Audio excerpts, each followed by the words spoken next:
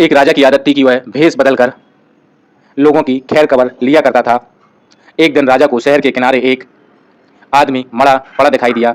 लोग उसके पास से गुजर रहे थे। राजा ने लोगों को आवाज़ दी और पूछा, इसको किसी ने क्यों नहीं उठाया? लोगों ने कहा, क्योंकि ये बहुत बुरा और गुनहगार इंसान है। ये सुनकर राजा ने उस आदमी की लाश उठाकर उसके घर पहुंचा दी। उसकी पत्नी अपने पति की लाश देखकर रोने लगी और कहने लगी, मैं गवाही देती हूँ कि मेरा पति बहुत नेक इंसान था।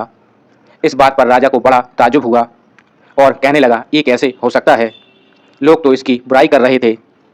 उसकी बीवी ने कहा, मुझे भी लोगों से यही उम्मीद थी। दरअसल हकीकत ये थी कि मेरा पति हर रोज़ शहर के शराब खाने में जाता और सारी शराब खरीद कर घर आकर नालियों में डाल देता और फिर वेश्या के पास जाकर उसकी एक रात की पूरी कीमत देकर कहता कि अब दरवाज़ा बंद कर ले, कोई तेरे पास ना आने पाए। और फिर घर आकर भगवान को धन्यवाद करता। लोग उसको इन जगहों पर जाता देखते थे। मैं अपने पति से कहती कि याद रखना, जिस दिन तुम मर गए तो लोग तुम्हें नहलाने तक नहीं आएंगे, ना तुम्हारी अर्थी को कंधा देने आएंगे। वह हंसते और कहते, तुम घबराओ नहीं, मेरी अर्थी वक्त का राजा और नेक लोग ही उठाएंगे।